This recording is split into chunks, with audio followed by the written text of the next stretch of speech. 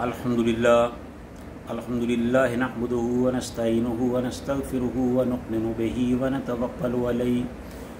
अम्मा बाद, अऊज़ु बिल्लाहिस समीइल अलीम मिनश शैतानिर रजीम। बिस्मिल्लाहिर रहमानिर रहीम। वफ़ी ख़ल्क़िकुम वमा यबुस्सु मिन दाब्बतिन आयातुल लिक़ौमिन युक़िनून। और ख़ुद तुम्हारी और इन जानवरों की पैदाइश में भी जो उसने ज़मीन में फैला रखे हैं, यकीन करने वालों के लिए बहुत सी निशानियां हैं।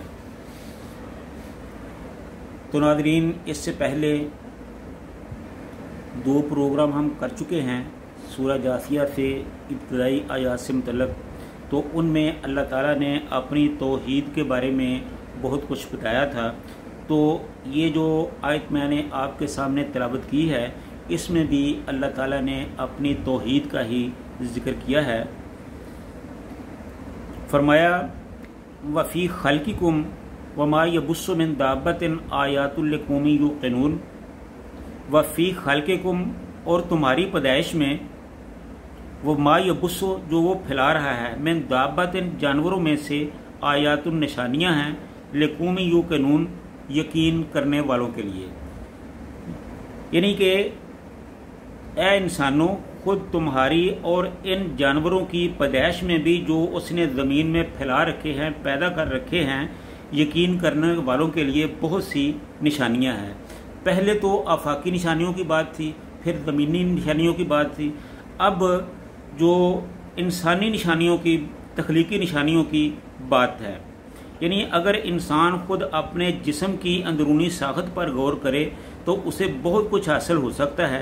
इसके अदा की बैरूनी साखत और इसका कसीरुल मुकासद फ़ायद का हामिल होना, इसके अंदर बेशुमार खुदकार मशीनों का काम करना, तकलीफ़ की सूरत में खुद तबीयत का मुकाबला करना, फिर इंसान के अंदर जो जो कुव्वतें, जो जो जज्बात रख दिए गए हैं, इनमें किसी एक पर भी गौर करने से इंसान को अल्लाह ताला की कुदरतों का इतराफ़ किए बगैर कोई चारा नहीं रहता।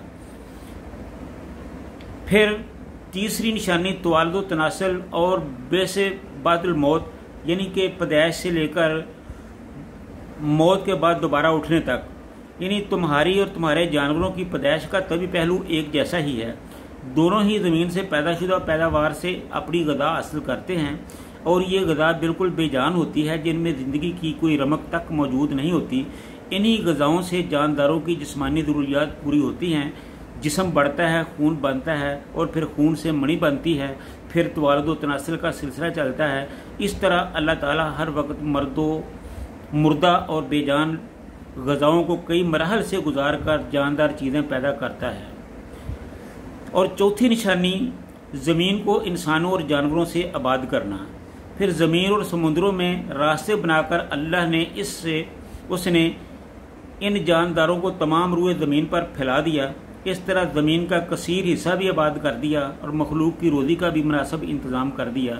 इन बातों पर गौर करने से भी अल्लाह की मार्फत हासिल होती है, मगर सिर्फ उनके लिए जो अल्लाह की ज़ात और उसकी कुदरतों पर यकीन रखता हो, और उसे यकीन हासिल हो जाता हो कि इन अमूर में अल्लाह के सिवा किसी दूसरी हस्ती का कोई अमल दखल नहीं है। जो इस सिलसिले में गौर करेगा उनको तो इससे बहुत कुछ मिलेगा, वो इससे बहुत कुछ हासिल करेगा। और जो इसमें गौर ही नहीं करेगा तो उसको इससे क्या मिलेगा?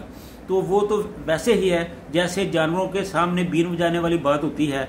जो मोमिन होता है, जो जैसा कि पहले भी कहा गया है कि कुरान को पढ़ा जाए, उसको समझा जाए, उस पर गौर किया जाए, तो तस्खीरे कायनात के बहुत से राज जो है वो मोमिनों के लिए अफशां होते हैं, अहले ईमान के लिए खुलते जाते हैं। और इसका तरीका ये है कि जब कुरान को पढ़ना है तो फिर मुकम्मल तौर पर पढ़ना है, अपने मतलब के मकामात से नहीं पढ़ना, मुकम्मल तौर पर पढ़ना है। आसमानों पे गौर करें, ज़मीनों पे गौर करें, फिर जो अल्लाह ताला की बनाई हुई दूसरी चीज़ें हैं, पहाड़ हैं, दरिया हैं, समुद्र हैं, नदी नाले हैं, फिर इंसान है, जानवर है, जिन हैं, फरिश्ते हैं, फिर इन चीज़ों पर गौर करें। तो ये सारी चीज़ें जो अल्लाह ताला ने बनाई हैं, इन सारी चीज़ों पर अगर गौर किया जाए तो यही पता चलता है कि एक तो इनको बनाने वाली कोई ज़ात है, ये खुद नहीं बना, और फिर वो जो ज़ात है वो तने तनहा है, कोई उसका मददगार नहीं है।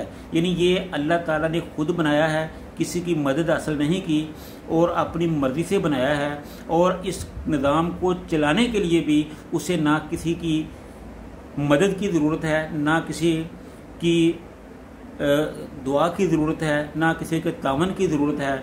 उसने जिस तरह इस निज़ाम को बनाया है उसी तरह वो इस निज़ाम को चला रहा है। ये अबद से चल रहा है, अज़ल तक चलता रहेगा, रोज़े अव्वल से चल रहा है, क़यामत तक ये चलता रहेगा और इसमें कोई खलल नहीं आएगा। और यही अल्लाह ताला की हिकमतें हैं जो समझने वाली है। जैसा जैसा आप इसको समझोगे अल्लाह ताला आपके लिए दीन के दरीचे खोलता जाएगा। तो अल्लाह ताला से दुआ है कि अल्लाह ताला हमें अपनी तौहीद और प्यारे पैगंबर सल्लल्लाहु अलैहि वसल्लम की रसालत को समझकर उस पर अमल करने की तौफीक अता फरमाए। व आखिरु दावाना अनिल हम्दुलिल्लाहि रब्बिल आलमीन।